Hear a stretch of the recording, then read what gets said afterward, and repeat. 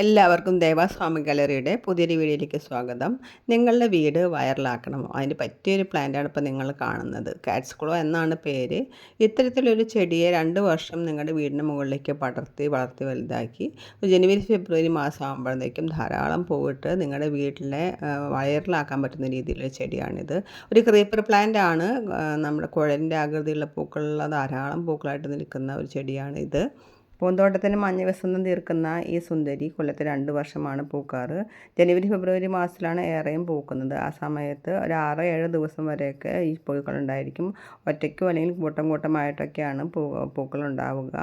അത് 6 ദിവസം കഴിഞ്ഞ് കഴിഞ്ഞാൽ അത് മുഴുവൻ കൊഴിഞ്ഞു പോകും. കൊഴിഞ്ഞു പോയാലും ഈ ചെടിയുടെ ഇലകളും വളരെ സുന്ദരമാണ്. പൂക്കളില്ലാത്ത അവസ്ഥയിലും വളരെ നന്നായിട്ട് മനോഹരമായിട്ട് പൂക്കളില്ലാത്ത അവസ്ഥയിൽ നിൽക്കുന്ന ഈ ചെടി വളരെ മനോഹരമാണ്. ഇലകളൊന്നും കൊഴിഞ്ഞു പോവുകയോ ഉണങ്ങിപ്പോവുകയോ കരിഞ്ഞു പോവുകയോ ഒന്നും ചെയ്യുകയില്ല. നല്ല മനോഹരമായിട്ട് വീടിൻ്റെ ഷേപ്പിൽ അതേ ഭംഗിയിൽ തന്നെ വീടിനെ ഒരു പച്ച കളർ അടിച്ച പോലെ തന്നെ നിൽക്കുന്ന ഈ ചെടി വളരെ മനോഹരമാണ്. കുറച്ച് വലിയ കെയറൊന്നും കൊടുക്കേണ്ട ആവശ്യമില്ല. നല്ല സൺലൈറ്റ് ആണെങ്കിൽ പെട്ടെന്ന് തന്നെ പടർന്ന് കയറുകയും അതുപോലെ ധാരാളം പൂക്കൾ ഉണ്ടാവുകയും ചെയ്യും. സൺലൈറ്റ് കുറഞ്ഞു കഴിഞ്ഞാൽ പൂക്കളുടെ എണ്ണം കുറയുമെന്ന് മാത്രമേ ഉള്ളൂ. വേറെ പ്രത്യേകിച്ച് ബുദ്ധിമുട്ടുകളൊന്നും തന്നെ ഇല്ല. അതുപോലെ ഏത് കാലാവസ്ഥയിലും വളരെ പെട്ടെന്ന് തന്നെ വളരുന്ന ഒരു ചെടിയാണ് ഇത്. ഇതിൽ പ്രധാനമായിട്ടും ശ്രദ്ധിക്കേണ്ടതിന് പ്രൂണിങ് ആണ്. നല്ല രീതിയിൽ പ്രൂൺ ചെയ്ത് ഇട്ടിട്ടില്ലെങ്കിൽ ഇത് ഭയങ്കരമായിട്ട് പടർന്ന് കയറിക്കളയും. അതുകൊണ്ട് തന്നെ നല്ല രീതിയിൽ പ്രൂണിങ് ആവശ്യമാണ്. അപ്പോൾ അതിൻ്റെ മരത്തിൻ്റെ കമ്പ് പോലെയാണ് ഇതിൻ്റെ വേരുകൾ ഇരിക്കുന്നത്. മരത്തിൻ്റെ ഷേപ്പിലായിരിക്കുന്ന ക്രീപ്പർ പ്ലാന്റ് ആണെങ്കിലും മരത്തിൻ്റെ ഒരു സ്ട്രക്ചറാണ് ഇതിൻ്റെ വേരും തടിക്കും വരിക. അപ്പോൾ അത്തരത്തിൽ അതിൻ്റെ തായ്വേരിൽ നിന്നും പുതിയ വേരുകൾ ഉണ്ടാവുന്നുണ്ടെങ്കിൽ അല്ലെങ്കിൽ അതൊക്കെ ഒന്ന് പറിച്ച് കളയേണ്ടതാണ്. മതിലിൻ്റെ മുകളിലേക്കും അതുപോലെ തന്നെ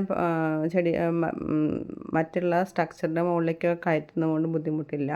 നമുക്ക് ഇടയ്ക്കിടയ്ക്ക് നന്നായി പ്രൂൺ ചെയ്ത് കൊടുത്താൽ മതി. എപ്പോഴും ഇതിൻ്റെ വളർച്ച നമുക്കൊന്ന് കൺട്രോൾ ചെയ്യുന്നത് വളരെ അത്യാവശ്യമാണ്. അതല്ല മരത്തിൻ്റെ മുകളിലേക്കൊക്കെയാണ് പടർത്തുന്നതെങ്കിൽ അത് കുറച്ച് കാലം കഴിഞ്ഞാൽ ഈ മരം നശിച്ചു പോകാനായിട്ട് സാധ്യതയുണ്ട്.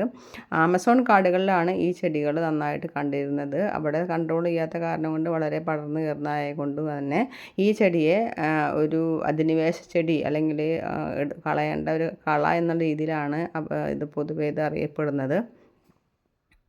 നാട്ടുമ്പുറങ്ങളിലൊക്കെ വീടുകളിൽ ഇത്തരത്തിൽ ചെടികൾ പടർത്തിക്കഴിഞ്ഞാൽ എല്ലാവർക്കും ഒരു പേടി ഉണ്ടാവും. പാമ്പ് വരുമോ എന്ന്. അത്തരത്തിലൊരു പേടി വേണ്ട.